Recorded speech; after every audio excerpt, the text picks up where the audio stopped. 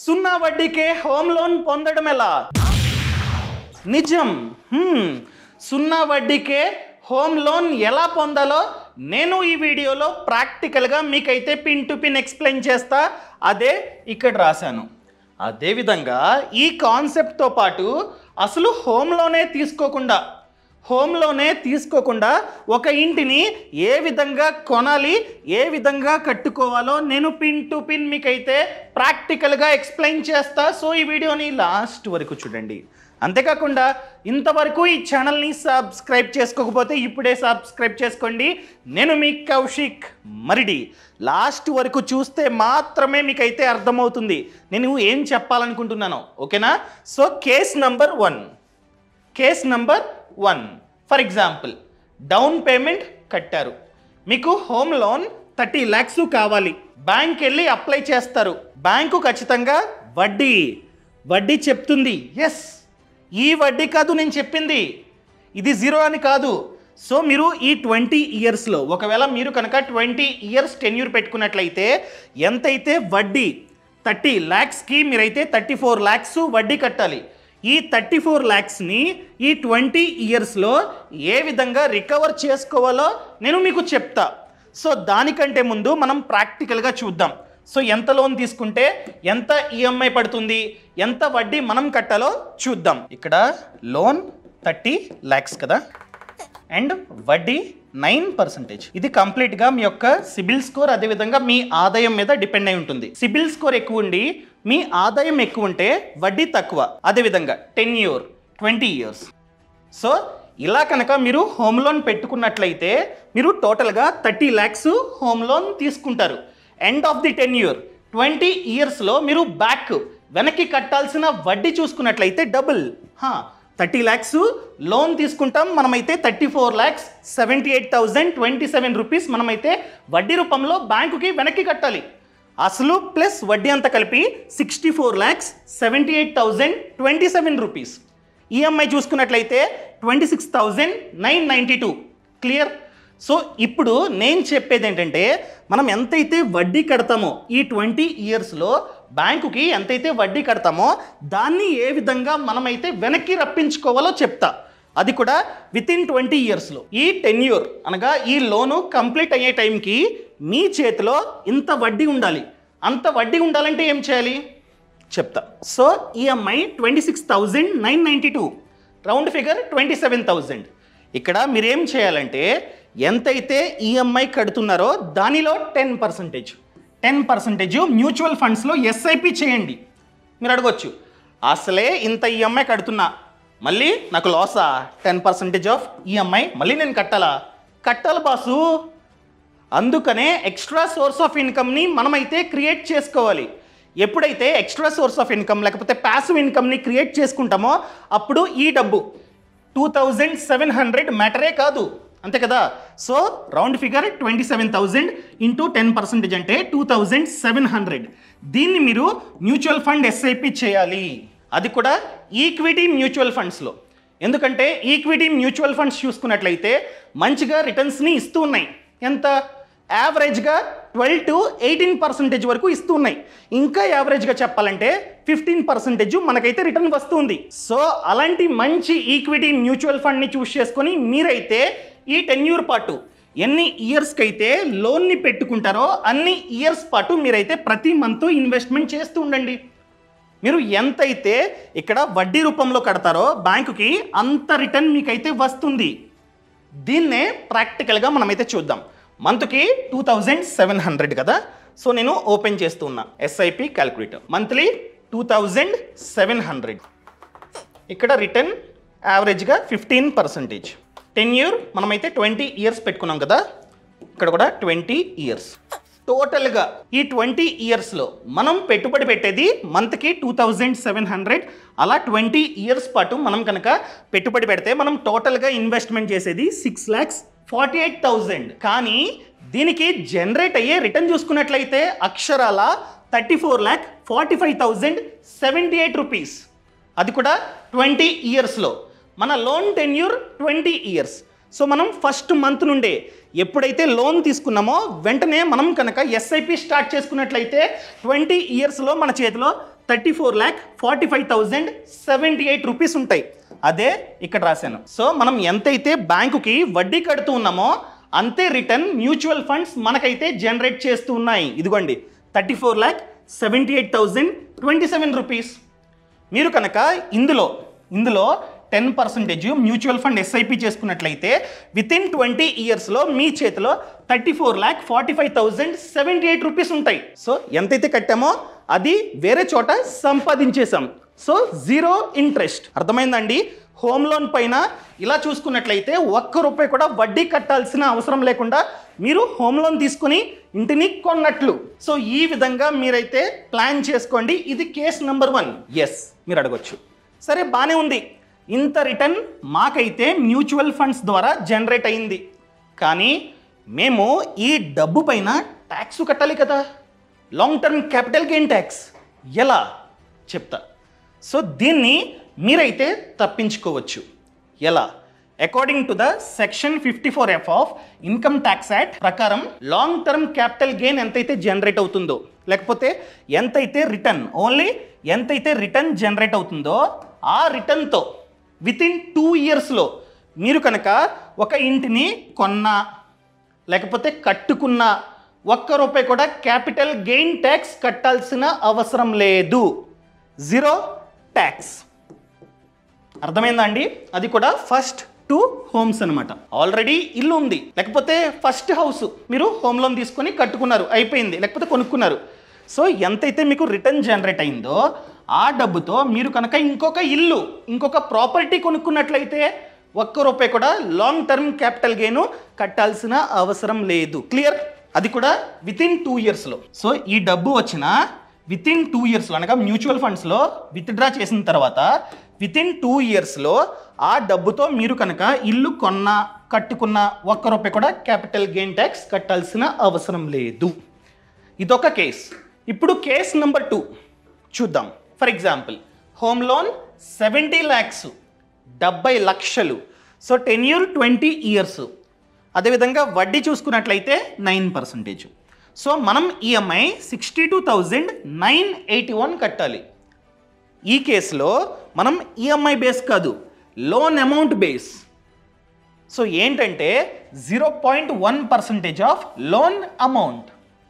ఎంతైతే మనం లోన్ తీసుకుంటూ ఉన్నామో, డౌన్ పేమెంట్ కాదు, డౌన్ పేమెంట్ తీసేసిన తర్వాత మనం బ్యాంకు నుండి ఎంతైతే లోన్ తీసుకుంటున్నామో అందులో 0.1%. ఇదిగోండి 70 lakhs ఇంటూ 0.1% అంటే 7,000.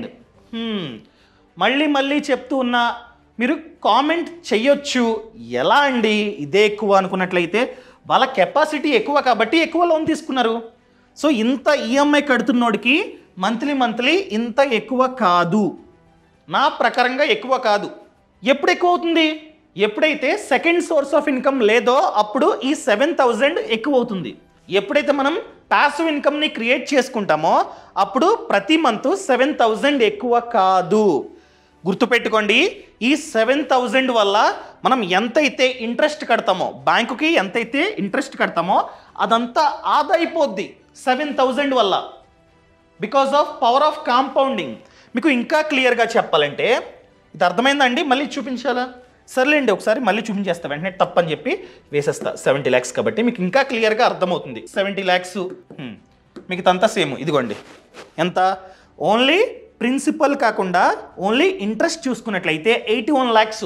మనం బ్యాంకు నుండి తీసుకుంటుంది 70 lakhs, కానీ మనం 20 ఇయర్స్లో బ్యాంకుకి వెనక్కి కట్టాల్సిన వడ్డీ చూసుకున్నట్లయితే ఓన్లీ వడ్డీ 81 lakhs. అసలు ప్లస్ వడ్డీ అంత కలిపి 1,50,00,000. ఇప్పుడు ఏం చేయాలి? ఆల్రెడీ చెప్పా, ఎంతైతే లోన్ తీసుకున్నామో అందులో 0.1% అంటే 7,000 అని చెప్పా. ఈ 7,000ని సేమ్ ఇందాకట్లాగానే ఎస్ఐపి చేసుకోండి. సో 7,000 ఓకేనా. యావరేజ్గా రిటర్న్ 15% వేసుకుందాం. మనం కనుక ఈ విధంగా లాంగ్ టర్మ్కి పెట్టుబడి పెడితే, అది కూడా మంచి ఫండ్స్లో పెట్టుబడి పెడితే 15% కామన్. 15% జనరేట్ అయినట్లయితే ఓన్లీ నేను చెప్తుంది మనం ఎంతైతే పెట్టుబడి పెట్టామో అది కాదు, ఇందాక కూడా అంతే, మనం ఎంతైతే పెట్టుబడి పెట్టామో అది కాకుండా ఓన్లీ రిటర్న్ చూసుకున్నట్లయితే 89 lakhs, దాదాపుగా 90 lakhs కానీ ఈ లోన్లో మనం కట్టేది 81 lakhs. సేమ్ అదే 20 yearsలో మీరు కనుక ఇందులో 0.1%ని మ్యూచువల్ ఫండ్ ఎస్ఐపి చేసుకొని 20 years ఆగకుండా ప్రతి మంత్ పెట్టుబడి పెట్టాలి. ఎస్ఐపి అంటేనే మంత్లీ. ప్రతి మంత్ మీరు కనుక పెట్టుబడి పెట్టినట్లయితే ఎస్ఐపిలో 15% రిటర్న్ జనరేట్ అయినట్లయితే 20 yearsలో మీకు దాదాపుగా 90 lakhs వెనక్కి వస్తాయి. ఇక్కడ మీరు కట్టింది 81 lakhs, కానీ అక్కడ మీకు జనరేట్ అయిన రిటర్న్ చూసుకున్నట్లయితే దాదాపుగా 90 lakhs. సో ఎంతైతే బ్యాంకుకి వడ్డీ రూపంలో కడతామో అదంతా మనకి రిటర్న్ రూపంలో మ్యూచువల్ ఫండ్స్ ఇస్తూ ఉంటాయి. ఎలా చూసుకున్నా కూడా రెండు టాలీ. ఇండైరెక్ట్గా చెప్పాలంటే మనం ₹1 కూడా కట్టలేనట్లు. అర్థమైందా అండి? సో అదే ఇక్కడ రాసా. ఇది కేస్ నెంబర్ 2. ఎంతైతే బ్యాంకుకి కడతామో అంతే రిటర్న్ మనకైతే వస్తుంది. చెప్పాలంటే దానికంటే ఎక్కువే వస్తుంది. ఇక్కడ కూడా సేమ్ సెక్షన్ 54F ప్రకారం ఎంతైతే రిటర్న్ జనరేట్ అయిందో ఆ రిటర్న్తో వితిన్ 2 yearsలో మనం కనుక ఇంకొక ఇల్లు కట్టుకున్నా కొనుక్కున్నా ₹1 కూడా లాంగ్ టర్మ్ క్యాపిటల్ గెయిన్ కట్టాల్సిన అవసరం లేదు. సో ఈ 2 కేసుల్లో ఏదో ఒక కేసుని ఖచ్చితంగా పాటించండి. ఇప్పుడు మెయిన్ థింగ్ కేస్ 3. ఇంతకుముందు హోమ్ లోన్ తీసుకొని వడ్డీ భారం నుండి ఏ విధంగా ఇండైరెక్ట్గా తప్పించుకోవాలో చెప్పా. ఇప్పుడు అసలు హోమ్ లోనే తీసుకోకుండా ఒక ఇంటిని ఏ విధంగా కొనాలో చెప్తా. అనగా అంత డబ్బుని ఏ విధంగా సంపాదించాలో నేనైతే క్లియర్గా మీకు చెప్తా. అదే కేస్ నెంబర్ 3. ఇదిగోండి, ఫర్ ఎగ్జాంపుల్ ఒక ఇంటిని ఆల్రెడీ చూశారు. దాని వాల్యూ ప్రెజెంట్ 60 lakhs. 60 lakhs. మీ వద్ద రెడీగా డౌన్ పేమెంట్కి డబ్బు 15 lakhs ఉన్నాయి. మీరేమనుకున్నారు? ఓకే, ప్రాపర్టీ వాల్యూ 60 lakhs, ఒక 15 lakhs నేనైతే డౌన్ పేమెంట్ కడతా, అనగా 45 lakhs లోన్ తీసుకుందామని చెప్పి మీరైతే అనుకున్నారు. బట్ తీసుకోకండి, లోను వద్దు. ఒక 10 years చెప్తున్నాం కదా, ఒక 10 years పాటు ఏదైతే అపార్ట్మెంట్లో మీరు ఒక ఫ్లాట్ని కొందాం అనుకుంటున్నారో అక్కడ అదే అపార్ట్మెంట్లో రెంట్కి తీసుకుని ఉండండి. రెంట్ ఫర్ ఎగ్జాంపుల్ ఆ బిల్డింగ్లో ఆ అపార్ట్మెంట్లో ఒక ఫ్లాటు 60 lakhs అయితే రెంటు అరౌండ్ 15,000 ఉంటుంది. 15,000 రెంట్. ఈ 10 years పాటు మీరు 15,000 రెంట్ కట్టి అదే అపార్ట్మెంట్లో ఉండండి. నేను చెప్తుంది ఫ్లాట్ కాదు. ఫ్లాట్ని మీరు 10 years తర్వాత కొంటారు. 10 years తర్వాత కొనాలంటే అంత డబ్బు మీ వద్ద అయితే ఉండాలి. సో ఆ అపార్ట్మెంట్లో మంత్కి 15,000 ఫస్ట్ మంతే. ఎవ్రీ మంత్ రెంట్ కాస్త పెరుగుతూ ఉంటుంది. సో రెంట్ కడుతూ అదే అపార్ట్మెంట్లో ఏదో ఒక ఫ్లాట్లో ఉండండి. ఈ 10 years పాటు సరే బాగానే చెప్పారు, 10 years ఉంటాం, కానీ డౌన్ పేమెంట్ కోసం రెడీగా పెట్టుకున్న డబ్బును ఏం చేయాలంటే ఇన్వెస్ట్మెంట్ చేయాలి 10 years పాటు. ఎక్కడ? For example mutual funds. ఒకేసారి మీ డబ్బుని మ్యూచువల్ ఫండ్స్లో పెట్టుబడి పెడుతున్నట్లయితే దాన్ని లంసమ్ ఇన్వెస్ట్మెంట్ అంటారు. మంత్లీ పెట్టుబడి పెడుతున్నట్లయితే దాన్ని ఎస్ఐపి అంటారు. ఇక్కడ మీరు చేస్తుంది లంసమ్. ఒకేసారి ఎలాగో 10 years వరకు అదే బిల్డింగ్లో రెంట్కుంటారు కాబట్టి నేను చెప్తుంది ఒకే ఫ్లాట్ కాదు. ఏదైతే కొందాం అనుకుంటున్నారో ఆ ఫ్లాట్లో రెంట్కి ఉండలేం, అది సేల్కి ఉంది. ఎవరైతే ఆల్రెడీ ఆ ఫ్లాట్ని కొనేసారో వాళ్ళలో చాలామంది రెంట్కి ఇస్తూ ఉంటారు. సో రెంట్కి ఉండండి. మీరు ఏం చేస్తారంటే ఇక్కడ మ్యూచువల్ ఫండ్స్ లంసమ్గా ఒకేసారి ఎంత 15 lakhs మీ డౌన్ పేమెంట్ డబ్బు. ఎన్ని ఇయర్స్ పాటు? 10 years పాటు రెంట్కుంటారు కాబట్టి అదే ఫీల్ ఉంటుంది. ఎందుకంటే ఏదైతే ప్రాపర్టీని కొందాం అనుకుంటున్నారో దానిలోనే రెంట్కున్నట్లయితే సేమ్ ఫీలింగ్ కదా, కొంచెం అటు ఇటుగా. సో 10 years అలా చూసుకున్నట్లయితే మీరు టోటల్గా పెట్టుబడి పెట్టేది 15 lakhs. జనరేట్ అయ్యే రిటర్న్ చూసుకున్నట్లయితే 45 lakhs.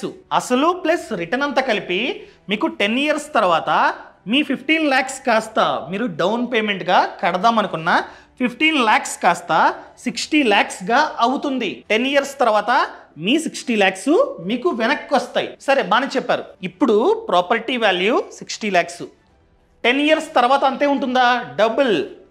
డబుల్ అవ్వదు కానీ అవుతుంది అనుకుందాం, అయ్యింది అనుకుందాం. 10 years తర్వాత ఇంత డబ్బు మీ చేతికి వస్తుంది.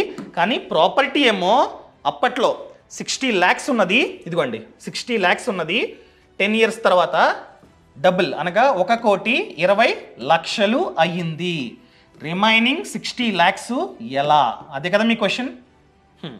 మీరు ఆల్రెడీ రెడీ అయ్యారు. ఎప్పుడు?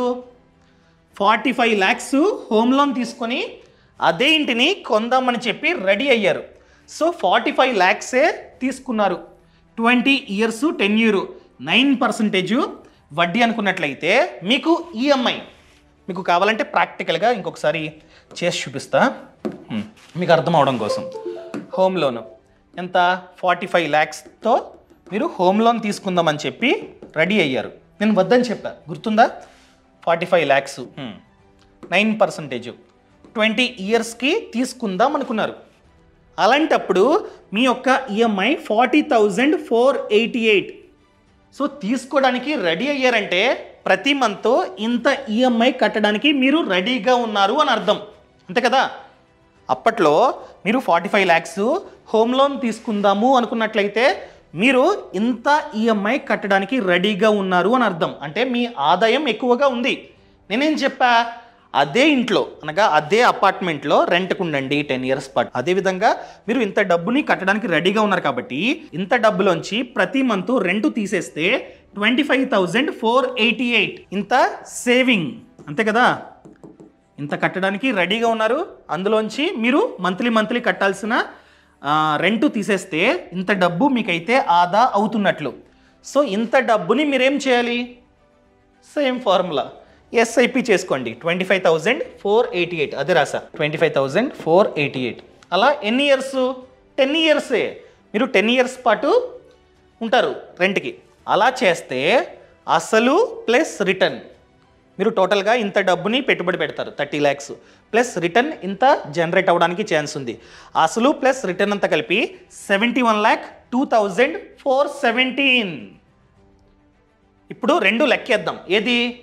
లంసంగా కాస్త డబ్బు మనకైతే వస్తుంది. ఎంతని చెప్పా? 60 lakhs మనకైతే వస్తుంది. ప్లస్ ఇక్కడ 70 లక్షలు, 60, 70, 1,20,00,000 ఇది డౌన్ పేమెంట్ ఇంత అయింది. ప్లస్ ఇది రెండు కలిపితే ఇంత. 1,20,00,000 కాదు, 1,30,00,000.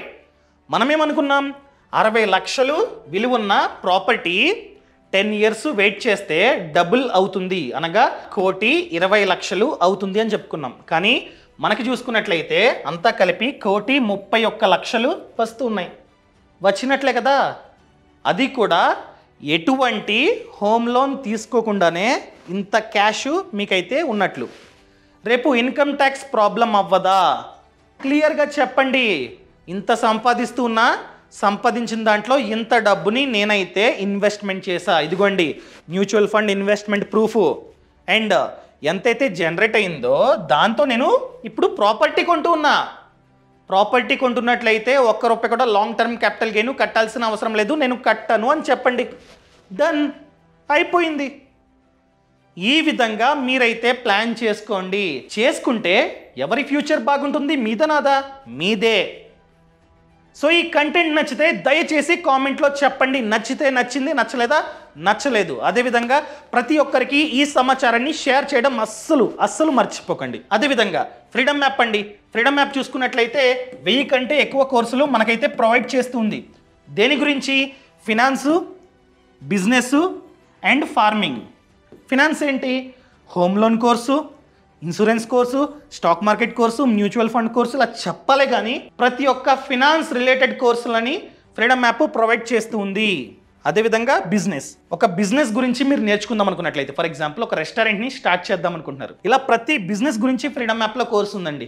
ఎవరైతే ఆ బిజినెస్ చేసి సక్సెస్ అవుతారో వాళ్ళు మనకి ఎక్స్ప్లెయిన్ చేస్తారు. అది కూడా రెస్టారెంట్ అనుకోండి, రెస్టారెంట్లో కూర్చొని లేకపోతే నుంచొని టేబుల్కి ఎంత అయిందండి, చైర్కి ఎంత అయిందండి, దానికి ఎంత అయింది, దీనికి ఎంత అయింది, ఆ లోన్ వచ్చింది, ఈ లోన్ వచ్చింది, సో స్టాఫ్ని ఈ విధంగా చూసుకోవాలి, చెఫ్ని ఈ విధంగా ఫైండ్ అవుట్ చేయాలి. ఇలా మనకి ఏ సమాచారం అయితే కావాలో అదంతా ఎవరైతే సక్సెస్ అయ్యారో వాళ్ళు మనకి ఎక్స్ప్లెయిన్ చేస్తారు.